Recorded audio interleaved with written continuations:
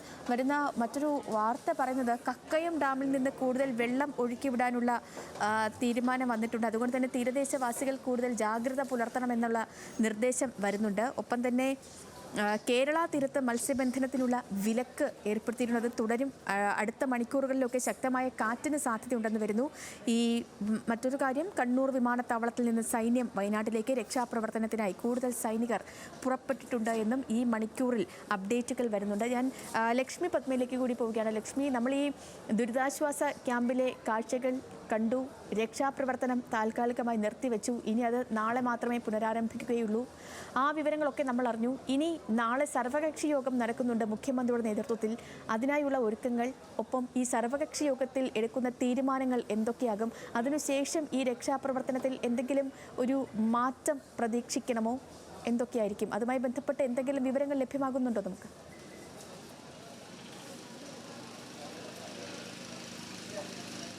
സേതുലക്ഷ്മി, നാളെ ഏതായാലും മുഖ്യമന്ത്രി പിണറായി വിജയൻ ഈ ദുരന്ത ഭൂമിയിലേക്ക് എത്തിച്ചേരും. പിണറായി വിജയൻ മാത്രമല്ല, നാളെ വയനാട് MP രാഹുൽ ഗാന്ധി, ഒപ്പം പ്രിയങ്ക ഗാന്ധി എല്ലാവരും എത്തിച്ചേരുന്ന ഒരു ദിവസമാണ്. വലിയ വലിയ നേതാക്കന്മാർ എത്തുന്ന ദിവസമാണ് നാളെ.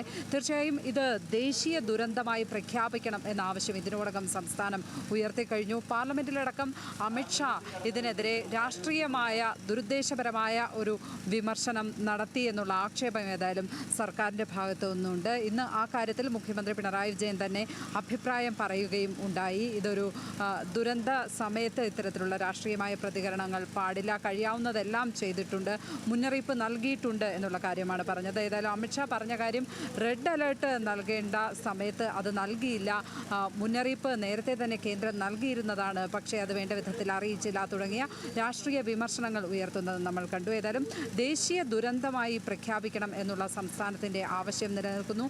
അതുമായി മുന്നിൽ കണ്ടുള്ള പ്രവർത്തനങ്ങൾ തന്നെയായിരിക്കും സംസ്ഥാനം നടത്തുക. പ്രധാനമായും ഇവിടെ രക്ഷാപ്രവർത്തനത്തിനായി സൈന്യം ബേലി പാലം നിർമ്മിക്കുന്നുണ്ട്. ആ പാലത്തിൻ്റെ പണികൾ വേഗത്തിലാക്കുക, എങ്കിൽ മാത്രമേ മുണ്ടക്കൈ പ്രദേശത്ത് നിന്നുള്ള രക്ഷാപ്രവർത്തനം ഫലപ്രദമായി നടക്കുകയുള്ളൂ. മണ്ണ് മാറ്റി വലിയ കെട്ടിടാവശിഷ്ടങ്ങൾക്കിടയിൽ നിന്നൊക്കെ ആളുകളെ എടുക്കേണ്ടതുണ്ട്.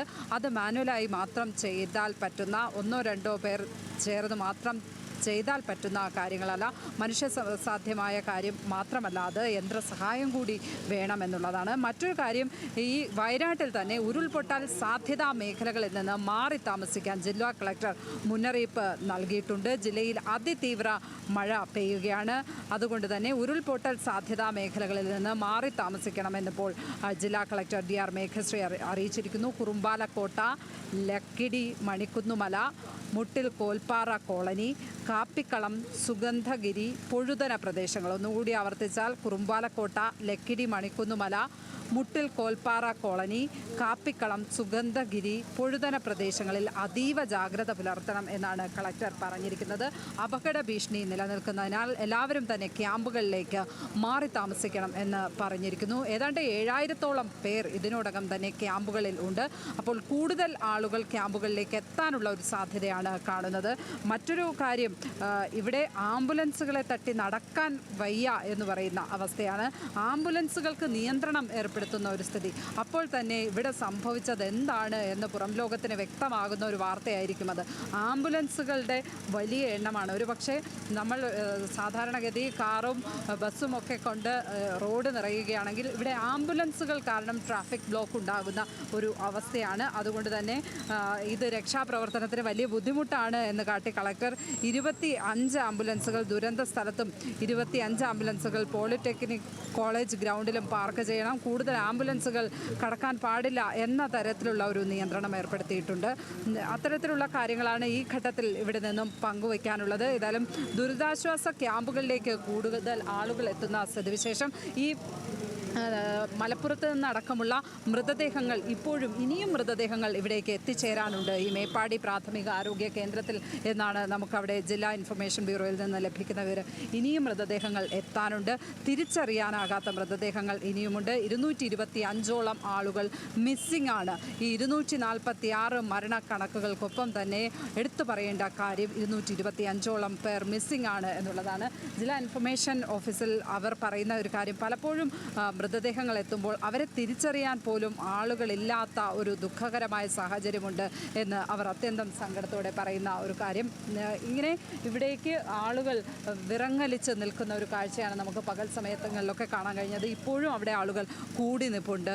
വരുന്ന മൃതദേഹങ്ങൾ തങ്ങളുടെ ബന്ധുക്കളുടേതാണോ ഉറ്റവരുടേതാണോ എന്നറിയാൻ വേണ്ടി മൃതദേഹങ്ങൾ കാത്തു നിൽക്കുന്ന വിറങ്ങലിച്ച മനുഷ്യരാണ് എനിക്ക് മേപ്പാടി പ്രാഥമിക ആരോഗ്യ കേന്ദ്രത്തിൽ കാണാൻ കഴിയുന്നത്. സേതുലക്ഷ്മി.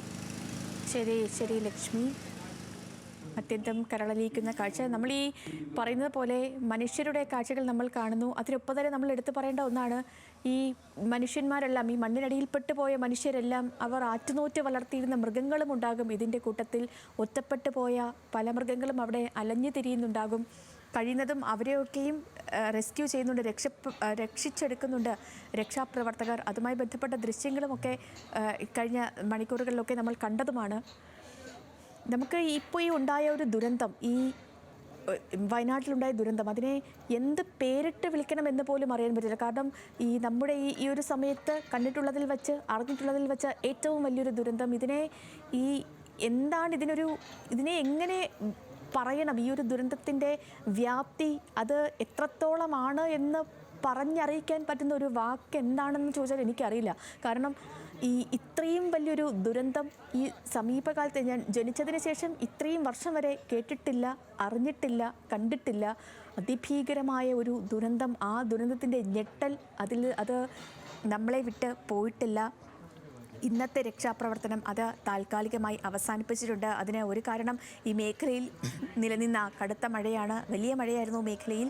അതുകൊണ്ട് തന്നെ രക്ഷാപ്രവർത്തകർക്ക് പിന്നെ കൂടുതൽ തിരയാൻ കഴിയാത്തൊരു സാഹചര്യം, ഈ വെളിച്ചമില്ലായ്മയുണ്ട്, പുഴ വലിയ രീതിയിൽ ഒഴുക്ക് കൂടിയൊരു സാഹചര്യമൊക്കെയുണ്ട്. അപ്പോൾ അതുകൊണ്ട് ഇന്നത്തെ രക്ഷാപ്രവർത്തനം അവസാനിപ്പിച്ചു. ഇനി നാളെ രാവിലെ ആകും രക്ഷാപ്രവർത്തനം വീണ്ടും തുടങ്ങുക. പക്ഷേ ഇന്നത്തെ രക്ഷാപ്രവർത്തനം ഈ കഴിവതും ഈ എല്ലാ രീതിയിലുമുള്ള തിരച്ചിൽ, ഇത് ഓരോ സ്ഥലവും കണ്ടുകൊണ്ടുള്ള, ഓരോ സ്ഥലവും നോക്കിയുള്ള തിരച്ചിലായിരുന്നു. ഈ തിരച്ചിലിൽ ഈ കഴിയാവുന്ന അത്രയും പേരെ, കുടുങ്ങിക്കിടക്കുന്ന എല്ലാവരെയും പുറത്തെത്തിച്ചു. ഇനി മണ്ണിനടിയിൽ ആരെങ്കിലും ഉണ്ടോ എന്നുള്ളൊരു തിരച്ചിലാണ് നടന്നുകൊണ്ടിരുന്നത്. ഒത്തിരി പേരെ കണ്ടെത്തിയിട്ടുമുണ്ട്. ഇന്നത്തെ തിരച്ചിലിൽ സുരക്ഷാ സൈന്യം